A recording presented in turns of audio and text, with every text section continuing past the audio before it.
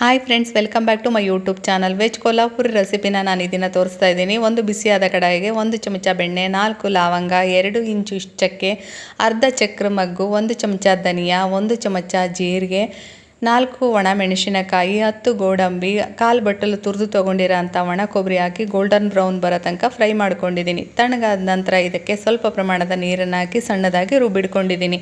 ಮತ್ತು ಅದೇ ಕಡಾಯಿಗೆ 2 ಚಮಚ ಎಣ್ಣೆ, 1 ಪಲಾವ್ ಎಲೆ, ಅರ್ಧ ಚಮಚ ಜೀರಿಗೆ, 4 ಹಸಿ ಮೆಣಸಿನಕಾಯಿ, ಜಜ್ಜಿ ತೊಗೊಂಡಿರೋ ಅಂಥ ಶುಂಠಿ ಬೆಳ್ಳುಳ್ಳಿ ಪೇಸ್ಟ್, 2 ಈರುಳ್ಳಿ ಹಾಕಿ ಫ್ರೈ ಮಾಡ್ಕೊಳ್ತಾ ಇದ್ದೀನಿ. ನಂತರ 50 ಗ್ರಾಮ್ ಬೀನ್ಸ್, 50 ಗ್ರಾಮ್ ಕ್ಯಾರೆಟನ್ನು ಹಾಕಿ ಹಸಿ ವಾಸನೆ ಹೋಗೋ ತನಕ ಫ್ರೈ ಮಾಡ್ಕೊಂಡಿದ್ದೀನಿ.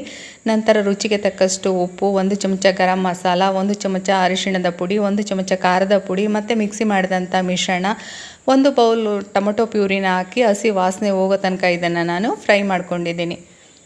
ನಂತರ ಇದರ ಲಿಡ್ನ ಕ್ಲೋಸ್ ಮಾಡಿ ಒಂದು ಕುದಿ ಬಂದ ನಂತರ ಇದಕ್ಕೆ ನಾನು 1 ಚಮಚ ಕಸೂರಿ ಮೇಥಿ ಹಾಕಿ ನೀಟಾಗಿ ಮಿಕ್ಸ್ ಮಾಡಿ ಇದರ ಲಿಡ್ನ ಕ್ಲೋಸ್ ಮಾಡಿ 5 ನಿಮಿಷ ಇದನ್ನು ಬೇಯಿಸ್ಕೊಂಡಿದ್ದೀನಿ. ನಂತರ ಇದರ ಲಿಡ್ನ ಓಪನ್ ಮಾಡಿ ಸರ್ವಿಂಗ್ ಬೌಲ್ಗೆ ಸರ್ವ್ ಮಾಡಿ 1 ಸ್ಪೂನ್ ಬೆಣ್ಣೆ ಹಾಕ್ತಾ ಇದ್ದೀನಿ. ಚಪಾತಿಯೊಂದಿಗೆ ಈ ಗ್ರೇವಿ ತುಂಬ ಚೆನ್ನಾಗಿ ಮ್ಯಾಚ್ ಆಗುತ್ತೆ. ರುಚಿಕರವಾದ ಗ್ರೇವಿ ಇಷ್ಟ ಆದರೆ ಪ್ಲೀಸ್ ನನ್ನ ಪೇಜ್ನ ಫಾಲೋ ಮಾಡಿ. Thank you.